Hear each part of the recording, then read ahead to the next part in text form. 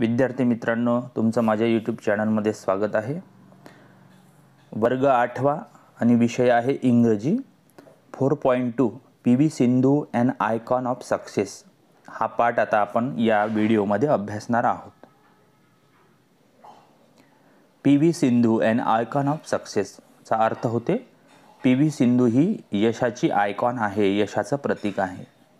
P V. Sindhu of Pusarla Venkata Sindhu हे तिचं पूर्ण नाव आहे। Is an ace shuttler and silver medalist at 2060 Rio summer Olympic.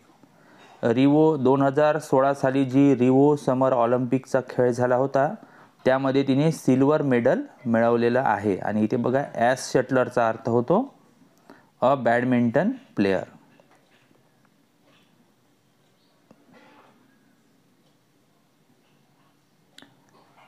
This young badminton player from Andhra Pradesh was born volleyball player P.V. Ramana and P. Vijaya in year 1995. P.V. Sindhu he P.V. Ramana आणि P. Vijaya यांची मुलगी आहे जी 1995 मध्ये जन्माला आली आणि तिचे जे आई वडील होते ते व्हॉलीबॉल प्लेयर होते आणि ते आंध्र प्रदेशमध्ये राहत होते। आणि ही जी यंग बॅडमिंटन प्लेयर आहे कोण पी.व्ही. सिंधू ही व्हॉलीबॉल प्लेयरची मुलगी होती। Her father was honoured with Arjuna award. तिच्या वडिलाला अर्जुन अवॉर्ड मिळाला होता कशासाठी? For having display excellence in his sport.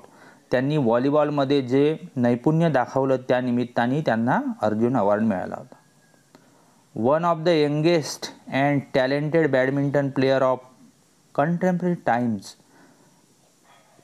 कंटेम्पररीचा अर्थ होते belonging to the same time, म्हणजे ज्या काळामध्ये तिच्या वडिलाला अर्जुन अवॉर्ड मिळाला होता त्या सेम काळात म्हणजे 1995 मध्ये one youngest and talented badminton player, अतिशय तरुण आणि हुशार बॅडमिंटन खेळाडू Sindhu has featured in top 10 in the world badminton ranking for the most part of 2014. समकालीन खेळाडूंमधील सर्वात लहान व अत्यंत बुद्धिमान खेळाडूंपैकी एक असलेली सिंधू जागतिक बॅडमिंटन क्रमवारीमध्ये 2014 सालचा बराच कालावधी प्रथम 10 क्रमांकामध्ये होती। म्हणजे ती पूर्ण जगामध्ये 10 म्हणजे टॉप 10 मध्ये तिचं नाव होतं। P V. Sindhu started playing badminton from the age of 8। वयाच्या 8व्या वर्षीपासून ती खेळत होती। After she drew inspiration from Pullela Gopichand victory in All England Open badminton championship in 2001। Pullela Gopichand यांनी इंग्लंड ओपन बॅडमिंटनमध्ये सक्सेस मिळवलं होतं ते पाहून तिला बॅडमिंटन खेळण्याची प्रेरणा झाली। That's the reason why she chose badminton over volleyball, although her parents were professional volleyball player. याच कारणामुळे तिने आपले आईवडील व्यावसायिक व्हॉलीबॉलपटू असूनही व्हॉलीबॉलऐवजी बॅडमिंटनची निवड केली। काय कारण होतं ती बॅडमिंटन खेळण्याचं? तर Gopichand, Pullela Gopichand. Her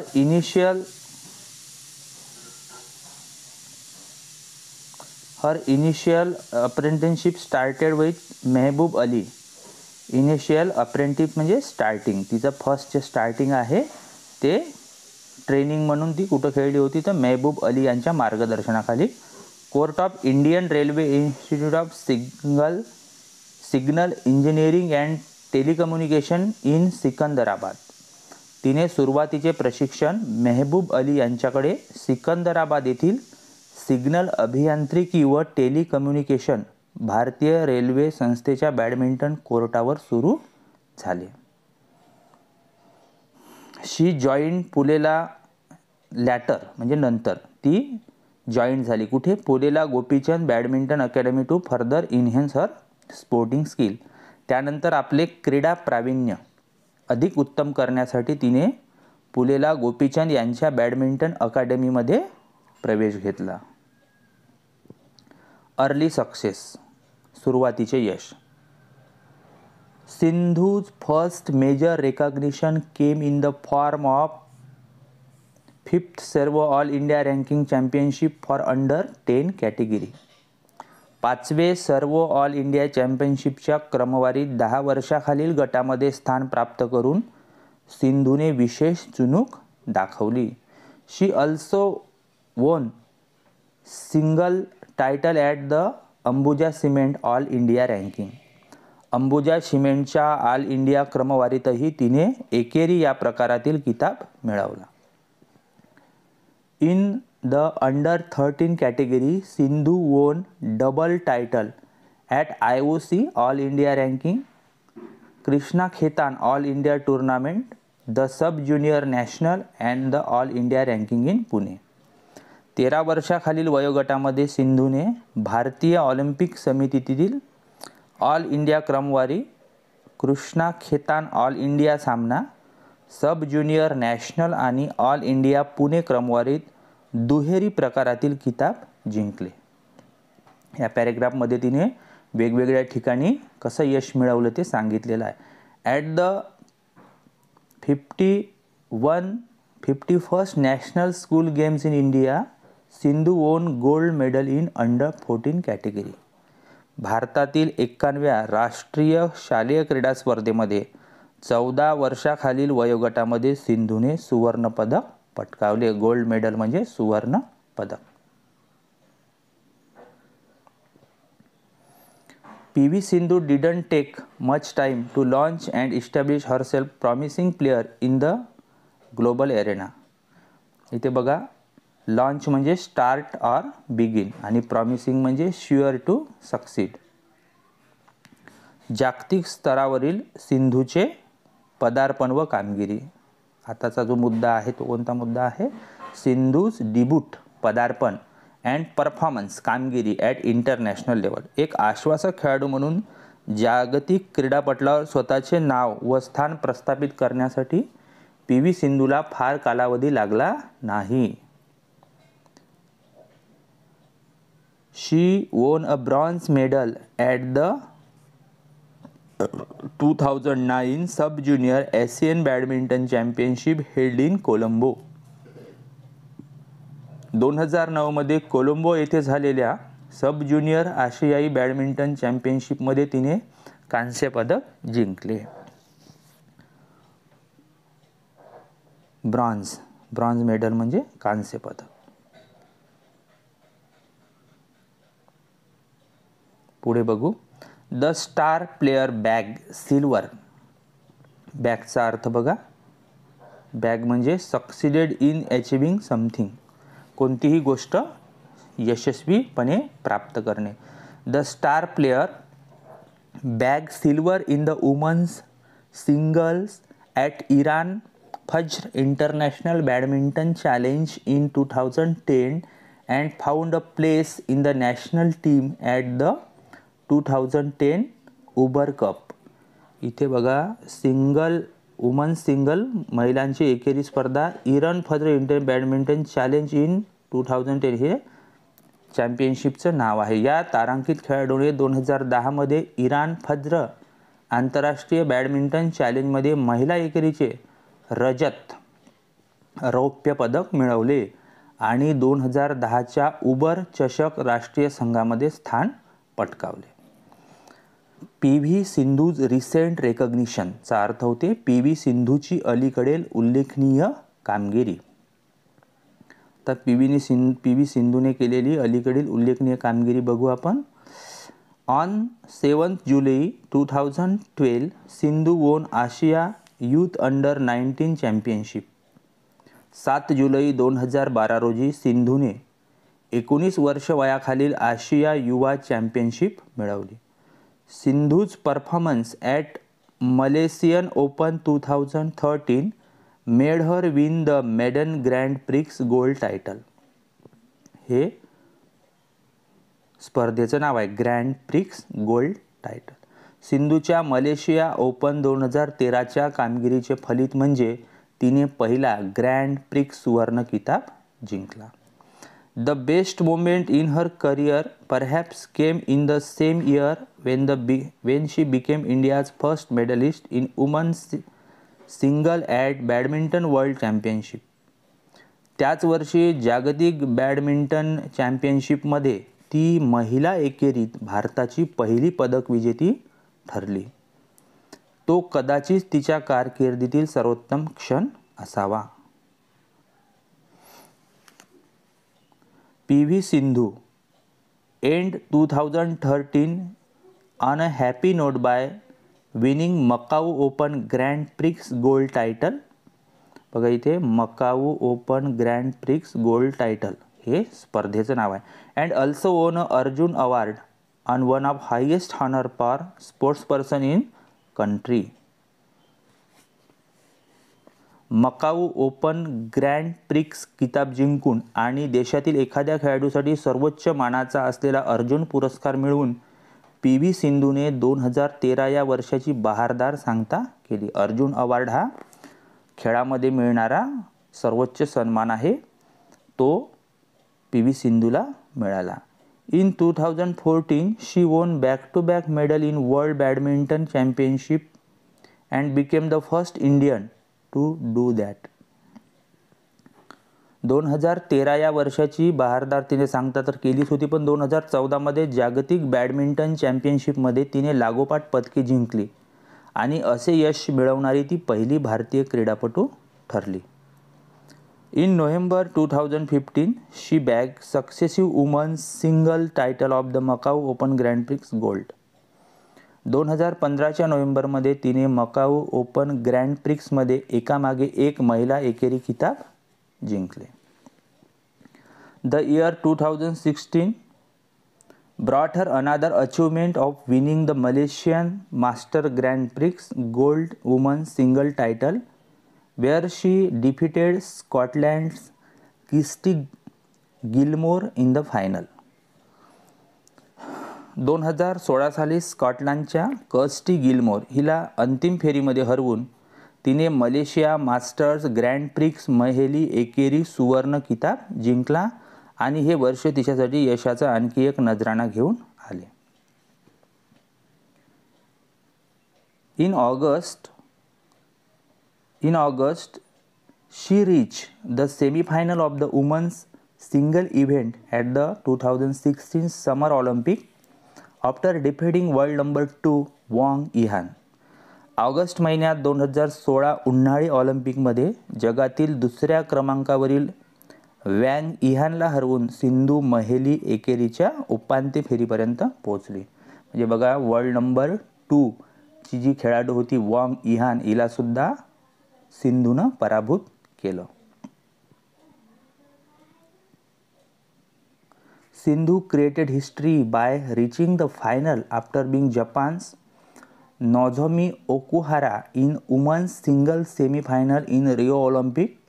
She won a silver medal in final, while the gold was taken by Spain's Carolina Marin. Rio ऑलिम्पिकमध्ये जपानच्या नोझोमी ओकुहाराला महिला एकेरीच्या उपांत्य फेरीमध्ये हरवून सिंधूने इतिहास घडवला. तिने अंतिम फेरीमध्ये रौप्य पदक मिळवले, तर स्पेनच्या कॅरोलिना मरीन हिने सुवर्ण पदक पटकावले. म्हणजे दुसऱ्या स्थानावर सिंधूला समाधान मानावं लागलं. Later she defeated Carolina Marin and won 2017 Indian Open Super Series title. नंतर तिने कॅरोलिना मारिनला हरवून 2017 इंडिया ओपन सुपर सिरीजचा किताब मिळवला. उल्लेखनीय स्थान. नोटवर्थी ऑनर्स.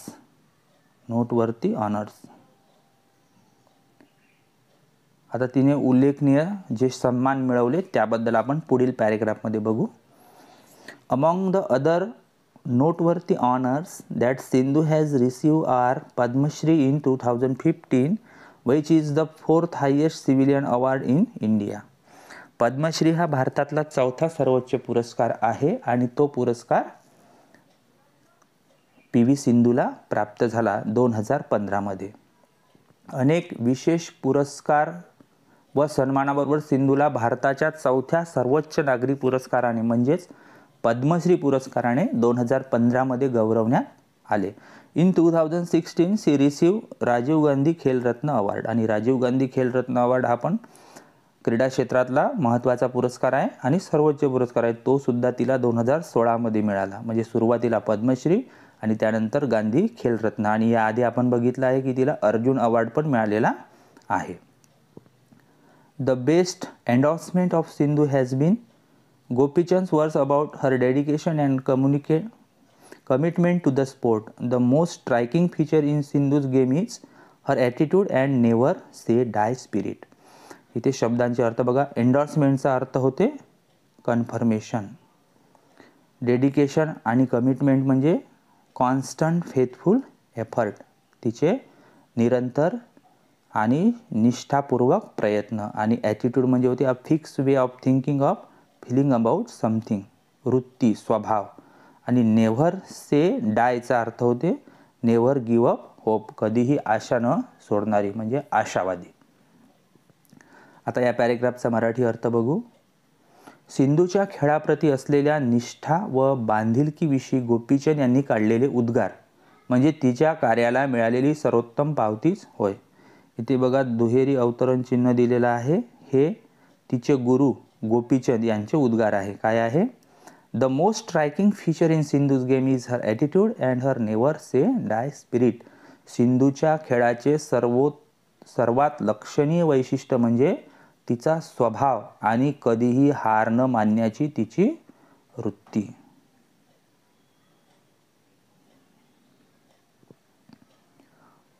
पुढे बघा. PV Sindhu has been pushing the envelope like no young badminton player had done before in the history of women's badminton in India.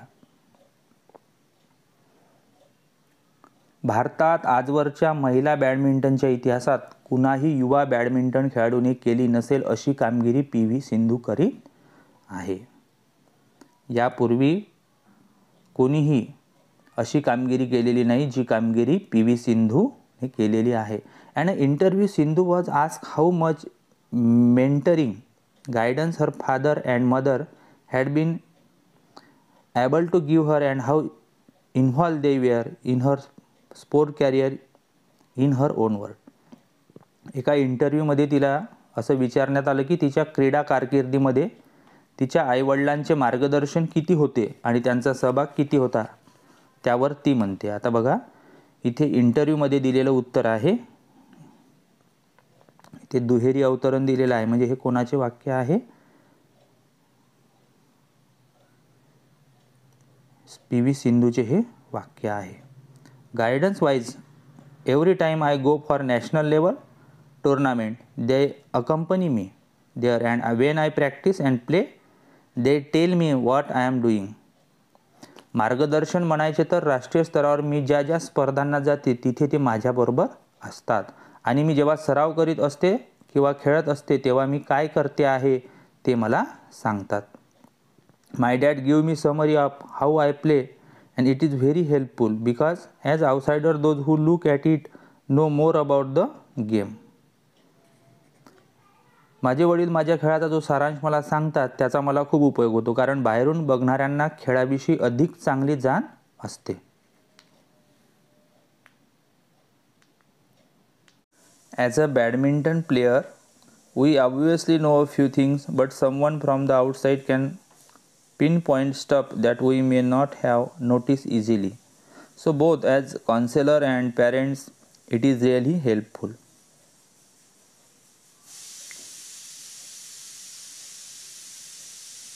PV Sindhu म्हणत आहे की आपल्या सहजपणे ध्यानात न आलेली एखादी गोष्ट कुणी बाहेरची व्यक्ती नेमकी लक्षात आणून देऊ शकते.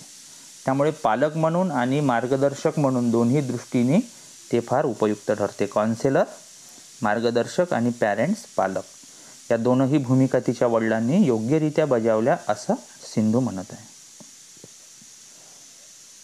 In the same interview, a practical question was asked. It is not possible for a badminton player to win week in and week out. Week in and week out याचा अर्थ प्रत्येक आठवड्यात. याच मुलाखतीत एक व्यावहारिक प्रश्न विचारण्यात आला. एखाद्या बॅडमिंटनपटूला आठवड्यामागून आठवडे कायम जिंकत राहणे शक्य नाही. As a top player, how did she manage to just go to the tournament and psychologically deal with an early loss? Did it hurt when she didn't win? एक शीर्षस्थानी असणारी खेळाडू म्हणून एखाद्या सामन्यासाठी गेल्यावर लवकर हार पत्करावी लागली तर मानसिकदृष्ट्या ती त्याला कशी तोंड देते? यश मिळत नाही तेव्हा तिला त्रास होतो का? तिला प्रश्न विचारण्यात आला की तू जेव्हा पराभूत होते तेव्हा तू कशी स्वतःला सावरते किंवा स्वतःला तू कशी मेंटेन करते.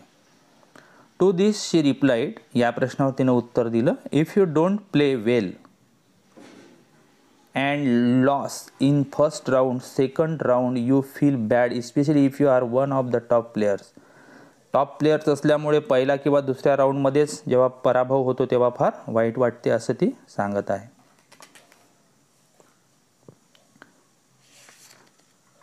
तुम्ही चांगले खेळत नाही आणि पहिल्या किंवा दुसऱ्या फेरीत हरलात तर नक्कीच वाईट वाटते, विशेषतः तुम्ही जेव्हा उत्तम खेळाडूपैकी एक असता. But you need to come out of it and practice harder and identify and learn from mistake. I think to come out of it takes time, but ups and downs are always here and you need to cope with it. पण तुम्हाला त्यातून बाहेर पडावे लागते आणि अधिक चांगला सराव करीत आपल्या उणीवा ओळखून त्यातून शिकायला हवे. माझ्या मते त्यातून बाहेर यायला वेळ लागतो, पण असे चढ उतार नेहमीच येतात आणि तुम्हाला त्याचा सामना केलाच पाहिजे. सिंधू सांगते की खेळामध्ये हार आणि जीत होतच असते आणि हार झाल्यावर आपण खचतो, पण त्याचा सामना करून पुढं जायचं असते. आता इथे शेवटी लेखक काय म्हणत आहे, हॅट्स ऑफ. हॅट्स ऑफ म्हणजे a phrase use to show admiration, praise or congratulate him her. एखाद्याला शुभेच्छा देण्यासाठी आपण जेव्हा एखादी कृती करतो त्याला हॅट्स ऑफ म्हणतो. इथे hats off you Sindhu and wish you ever greater success. Sindhu तुला सलाम आणि उत्तमोत्तम यशासाठी शुभेच्छा. शेवटी तिला शुभेच्छा दिलेल्या आहे. अशा पद्धतीनं PV सिंधू यांच्या कारकिर्दीवर प्रकाश टाकणारा हा एक पाठ आपण अभ्यासला. मला आशा आहे आपल्याला नक्की आवडला असेल. लाईक करा, कमेंट करा, आपल्या मित्रांबरोबर हा पाठ शेअर करा आणि चॅनल सबस्क्राईब करायला विसरू नका. थँक्यू.